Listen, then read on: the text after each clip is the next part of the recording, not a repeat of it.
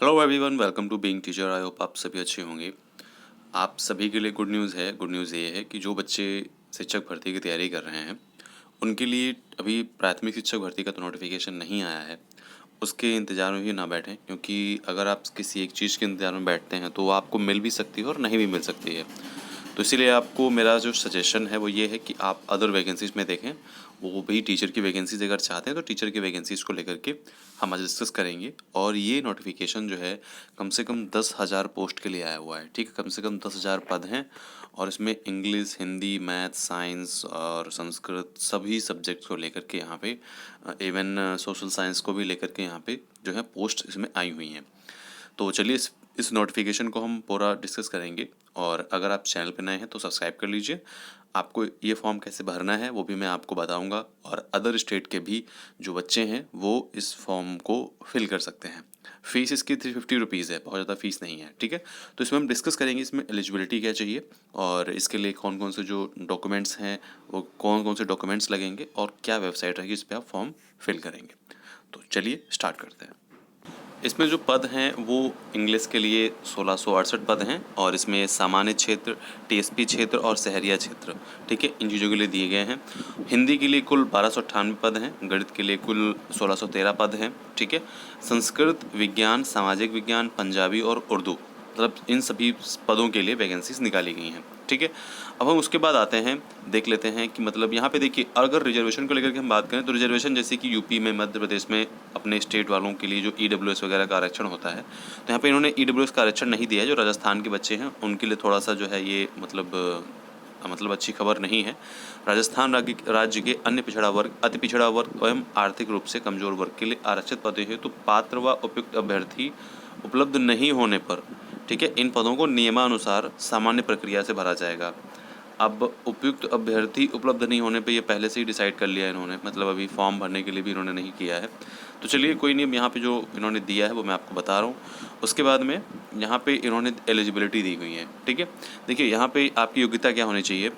अनिवार्य शैक्षणिक योग्यताएँ, यहाँ पे उन्होंने कहा है कि गणित, हिंदी, संस्कृत, उर्दू, पंजाबी विषय के लिए ग्रेजुएट और equivalent examination recognised by UGC with concern subject as a optional subject and degree और डिप्लोमा, मतलब आपका डिग्री है, जैसे कि इसको डीएलएड बोलते हैं हम लोग, डीएलएड है, ये डिप्लोमा है in education recognised by the national council of teacher education government. ठीक है, तो यहाँ पर उन्होंने अगर डिग्री है तो डिग्री, डिप्लोमा है तो डिप्लोमा, मतलब दोनों के लिए आप फॉर्म फिल कर सकते हैं। ठीक है, मतलब यहाँ पे इन्होंने एक तरीके से कह सकते हैं जो डीएलएड वाले बच्चे हैं उनके लिए भी इन्होंने एलिजिबल कर दिया है। लेकिन यहाँ पे ग्रेजुएशन है, ग्रेजुएशन में आपका एज अ सब्जेक्ट होना चाहिए हिंदी, अंग्रेजी, गणित, संस्कृत, उर्दू या पंजाबी, इतने सब्जेक्ट में से कोई भी एक सब्जेक्ट आपका ग्रेजुएशन में होना चाहिए अगर आप पर्टिकुलर एक सब्जेक्ट के लिए भरना चाहते हैं। उसके बाद है, अगर आप साइंस के लिए भरना चाहते हैं, अगर आप विज्ञान विषय के लिए भरना चाहते हैं तो आपका कोई दो विषय जिसमें फिजिक्स केमिस्ट्री हो या केमिस्ट्री बायोलॉजी हो या फिजिक्स बॉटनी हो, या मतलब कोई दो जो है सब्जेक्ट आपके पास होने चाहिए, माइक्रोबायोलॉजी, बायोटेक्नोलॉजी, बायोकेमिस्ट्री। ठीक है, और साथ ही में आपका एजुकेशन में डिग्री या डिप्लोमा होना चाहिए, तो ये चीज़ चाहिए। उसके बाद सोशल साइंस में आपका हिस्ट्री, ज्योग्राफी या economic politics, political science, sociology, public administration, ठीक है, फिलोसफी, तो अगर ये सब्जेक्ट आपके होते हैं तब आप दो सब्जेक्ट कोई भी हो, इसमें दो सब्जेक्ट कोई भी हो, सामाजिक विज्ञान में, सोशल साइंस में, तब अपना फॉर्म फिल कर सकते हैं। साथ ही साथ में आपको देवनागरी स्क्रिप्ट आनी चाहिए, हिंदी में जो लिखना चाहते हो, हिंदी मतलब आपको लिखने आनी चाहिए, और साथ ही साथ में राजस्थानी कल्चर के बारे में थोड़ा बहुत आपको पता होना चाहिए। ओके, यहाँ पे आपको 4200 ग्रेड पे मतलब आपको सैलरी मिलेगी। ठीक है, और यहाँ पे इन्होंने ये कहा है कि पद के अपेक्षित, मतलब जो लास्ट ईयर के बच्चे हैं, जिन लोगों ने लास्ट ईयर सेकेंड, जिनका लोगों का बीएड जो है वो लास्ट ईयर है, वो जो लास्ट ईयर है, अगर बच्चे बीएड लास्ट ईयर में हैं तब भी फॉर्म फिल कर सकते हैं। इन्होंने कहा शैक्षणिक अर्हता के अंतिम वर्ष में सम्मिलित हुआ हो, सम्मिलित होने वाला व्यक्ति भी आवेदन करने के लिए पात्र है, किंतु उसे आयोग द्वारा आयोजित प्रतियोगी परीक्षा से पूर्व शैक्षणिक अर्हता अर्जित करने का सबूत देना होगा। तो अब अगर मान के चलिए जो इन्होंने डेट अनाउंस कर दी 7 फरवरी, 7 जुलाई या 8 जुलाई, तो उस टाइम तक आपका जो है मतलब आप एग्ज़ाम दे चुके हों। ठीक है, मतलब आपका एग्ज़ाम हो चुका हो और आपने दूसरे सत्र में प्रवेश कर लिया हो, मतलब आपका वो फाइनल हो गया हो, आपने एग्ज़ाम दे दिया हो। तो यहाँ पे इनका ये कहना है कि आपका जो है मतलब पूर्व शिक्षण अर्जित जो अर्हता है, मतलब जो एलिजिबिलिटी है, अर्जित करने का सबूत देना होगा। तो यहाँ पे इन्होंने ये बोला है, ठीक है। एज यहाँ पे 18 से 40 वर्ष होगी। और यहाँ पे इन्होंने रिजर्वेशन की बात करी है, तो यहाँ पूरा रिजर्वेशन है कि 5 वर्ष छूट रहेगा। इकोनॉमिक जो है EWS वाले बच्चों को जो 5 वर्ष के लिए छूट रहेगी।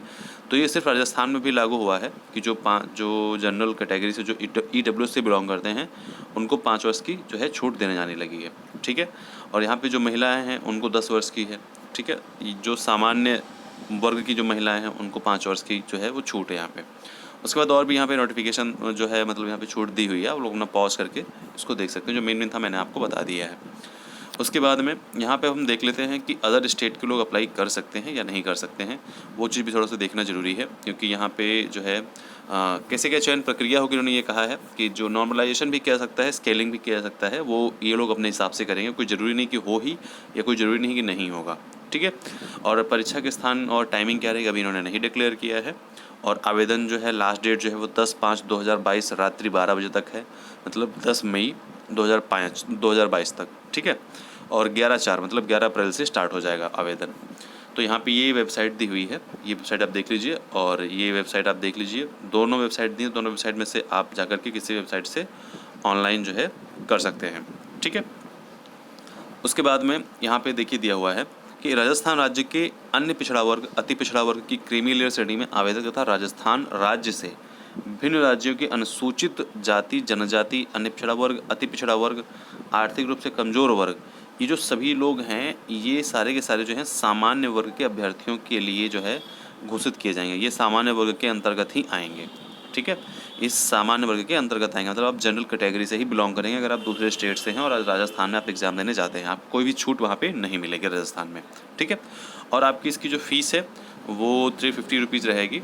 यहाँ पे नहीं प्रिंट है, ये देखिए यहाँ पे 350 रुपीज़ रहेगी आपकी फ़ीस, जो अगर आप जनरल कैटेगरी से बिलोंग करते हैं।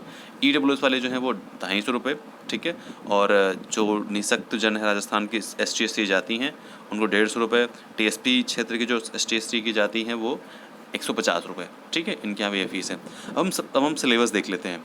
देखिए पेपर 1 के लिए जो सिलेबस है वो क्या है। पेपर 1 के लिए सिलेबस यहाँ पे उन्होंने दिया हुआ है कि देखिए टोटल 500 मार्क्स का रहेगा। इसमें ये नहीं है कि आपको पेपर फर्स्ट में अलग पास होना है, पेपर सेकंड में अलग पास होना है।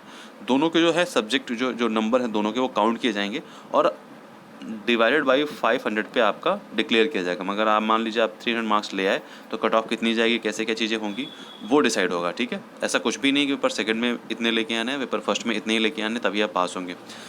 तो 200 मतलब 200 मार्क्स का क्वेश्चन पेपर रहेगा आपका। 100 क्वेश्चंस रहेंगे आपके। उसमें ज्योग्राफी जो है राजस्थान की, हिस्ट्री राजस्थान की और कल्चर जो है और जनरल नॉलेज वो राजस्थान का आएगा। उसके बाद करंट अफेयर ऑफ राजस्थान, ठीक है। General knowledge of world and India, एक तरीके से कह सकते हैं GK आएगा आपका, जनरल नॉलेज आएगा, ठीक है, इंडिया और वर्ल्ड का। उसके बाद एजुकेशनल साइकोलॉजी, ठीक है। ये इतनी चीज़ें आएंगी। एजुकेशनल साइकोलॉजी का मतलब आप समझ ही रहे हैं, मतलब जो शिक्षा शैक्षिक जो होता है मतलब ज्ञान, उसी से रिलेटेड चीज़ें पूछी जाएंगी, ठीक है। उसके बाद में यहाँ पे नेगेटिव मार्किंग होगी। 1/3 नेगेटिव मार्किंग यहाँ पे दिया हुआ है। अब यहाँ पे बताया नहीं गया है कि जी हाँ 1/3 नेगेटिव मार्किंग है और इन्होंने यहाँ पे कह दिया। और अगर आपको क्वालिफाई करना है तो मतलब मिनिमम 40% आपको लेके आने ही होंगी।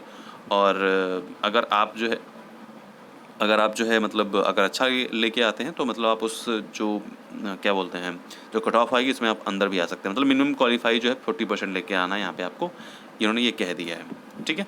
उसके बाद पेपर जो सेकंड है, पेपर सेकंड में उन्होंने 300 मार्क्स को बोला है और यहाँ पे आपको 150 क्वेश्चंस होंगे।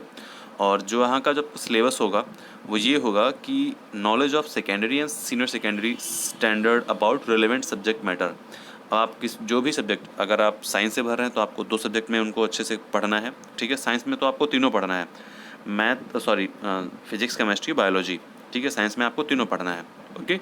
सब्जेक्ट आपके 2 होने चाहिए। फिल करने के लिए उन्होंने कहा है कि आपके 2 सब्जेक्ट होने चाहिए लेकिन आपको पढ़ना तीनों है, ठीक है। उसके बाद नॉलेज ऑफ ग्रेजुएशन स्टैंडर्ड, ठीक है, बट रेलेवेंट सब्जेक्ट मैटर, मतलब आपका जो है ग्रेजुएशन लेवल का जो है नॉलेज उसमें होना चाहिए थोड़ा बहुत, ठीक है। उसके बाद teaching methods of relevant subject, थोड़ा बहुत टीचिंग मेथड्स भी होनी चाहिए उस चीज़ों के बारे में, ओके।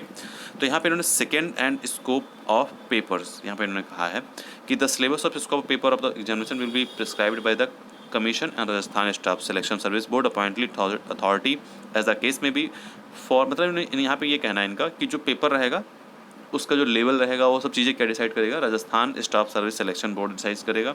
ठीक है, मतलब ये नहीं है कि मतलब ऐसे कोई तैयार कर देगा, मतलब यहाँ पे जो पर्टिकुलर जो प्रोफेसर्स होंगे, जो एक्स प्रोफेसर होंगे, उनके द्वारा जो पेपर ये तैयार किया जाएगा। ठीक है, अब यहाँ पे इन्होंने ये बोला है कि और भी यहाँ पे चीज़ें दी हुई हैं, लेकिन हम लोगों के लिए इम्पोर्टेंट है नहीं। यहाँ पे ये कहा है, जब ये तो मतलब जो हम लोग एग्ज़ाम देने जाएंगे उसके लिए उन्होंने कहा है, अगर कहा है कि अगर कोई भी गलती पाई जाती है तो फॉर्म जो वगैरह जो है वो रिजेक्ट कर लिया जाएगा। मतलब अगर संशोधन भी यहाँ भी करने के लिए टाइम दे देगा कि आप इसको संशोधन कर सकते हैं, लेकिन अगर उस टाइम में अगर आप इसका संशोधन नहीं कर सकते हैं तो उसके बाद में आपका जो ऑनलाइन या ऑफलाइन जो भी रहेगा उसको स्वीकार नहीं किया जाएगा, आपका फॉर्म जो है रिजेक्ट कर दिया जाएगा। ओके, तो यहाँ पे इतना ही इम्पोर्टेंट था। और अगर कोई भी चीज़ अगर रहेगी इससे रिलेटेड तो मैं आपको बताऊंगा। मैंने आपको सिलेबस बता दिया है इसमें, तो आई थिंक आपको थोड़ा बहुत एक अंदाज़ा हो गया।